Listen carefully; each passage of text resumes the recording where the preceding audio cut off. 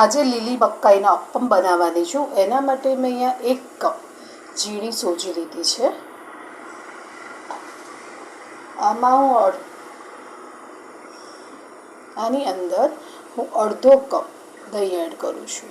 તમે દહીંની જગ્યાએ છાશ પણ એડ કરી શકો છો.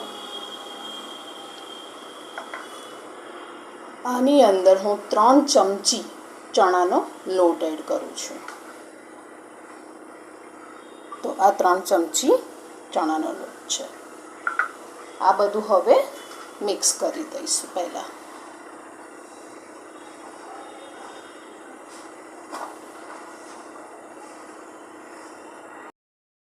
હવે આને 10 મિનિટ માટે ઢાંકીને રહેવા દઈશું. મિક્સર જાર લીધું છે. મારી પાસે 1 કપ મકાઈના દાણા છે. તમારી પાસે ફ્રોઝન હોય તો પણ તમે લઈ શકો છો. અહીંયા મેં 3 થી 4 લીલા મરચાં અને 1 ટુકડો આદુનો એ એડ કર્યું છે. હવે આનું આપણે પેસ્ટ કરી દેવાની છે. આમાં પાણી એડ નથી કરવાનું. આ રીતનું દરદરું જ વાટવાનું છે. માટે મેં ચણાનો લોટ એડ કર્યો હતો. હવે મકાઈનું બધું મિશ્રણ છે અંદર એડ કરી દઈશું. તો બધું અંદર એડ કરી દેવાનું.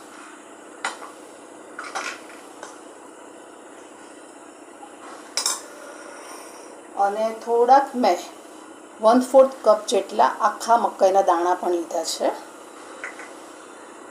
આની અંદર 1-2 કેપ્સિકમ ઝીણું સમારીને એડ કર્યું છે. તમારે જો ઓનિયન ખાવી હોય તો તમે એડ કરી શકો છો. હું અત્યારે નથી એડ કરી રહી. આની અંદર થોડી કોથમીર પણ એડ કરીશું. મીઠું,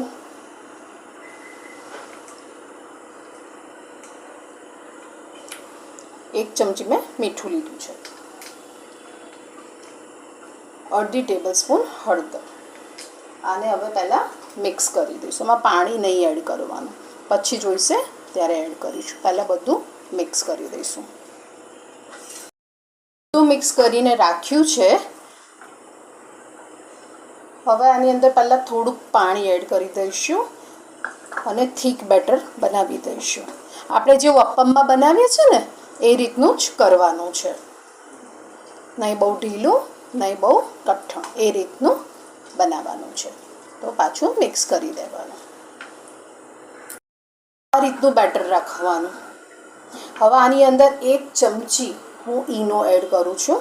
તમારે જ્યારે ખાવું હોય ને અપ્પમ ત્યારે જ ઈનો એડ કરવાનો, તો જાળીદાર બનશે અપ્પમ એકદમ. અને એક જ ડાયરેક્શનમાં મિક્સ કરવાનું.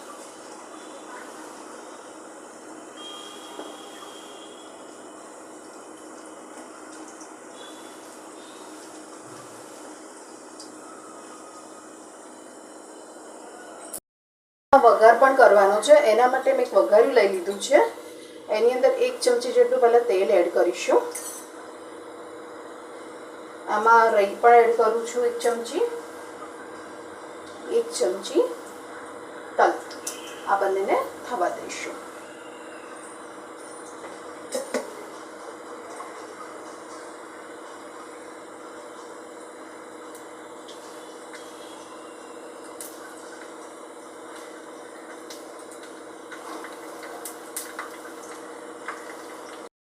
આ વઘાર અંદર એડ કરી દઈશું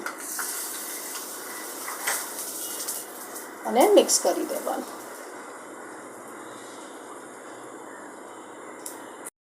મોળ લીધું છે. ગેસ ચાલુ કરી દીધો છે.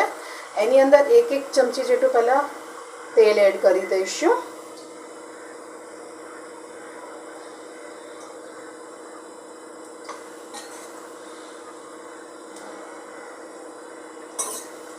આની અંદર વધારે સારું દેખાય એના માટે, લુક સારો દેખાય એના માટે થોડીક રાઈ પણ એડ કરી દેવાની.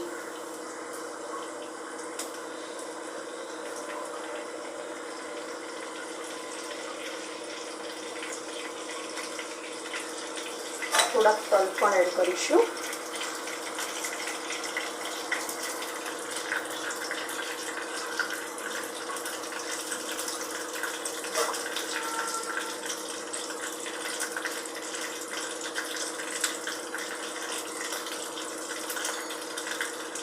અને આ બેટરમાંથી એક ચમચી અંદર ભરી દઈશું.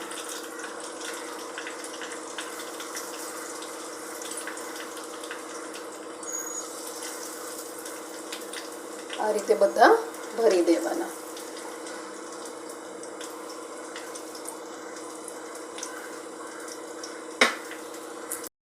ચેક કરી જોઈએ કે એક બાજુ સીચ્યા કે નહીં. થઈ ગયા છે તો હું આને પલટી દઈશ.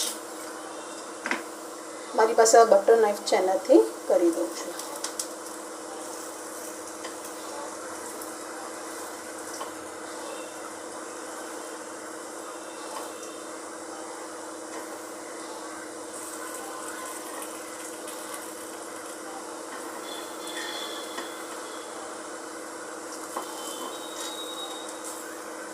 આ રીતે બધા કરી દઈશ. બધા ટર્ન કરી દીધા છે. ફરીવાર થોડુંક તેલ એડ કરીને બીજી બાજુ પણ સીજવા દઈશું. તમારે એડ કરવું હોય તો કરી શકો છો, ન તો સ્કીપ કરી દેવાનું. વધારે ઓઈલી ના ખાવું હોય તો હું તો થોડુંક જ તેલ એડ કરું છું એટલે બે બાજુ સરસ સીજી જાય.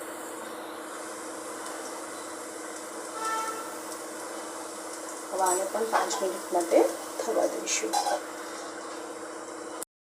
કઈને અપમને એક પ્લેટમાં કાઢી લીધા છે. સાથે ગળી ચટણી અને સોસ સાથે સર્વ કર્યા છે. તો તમને મારી આ રેસીપી કેવી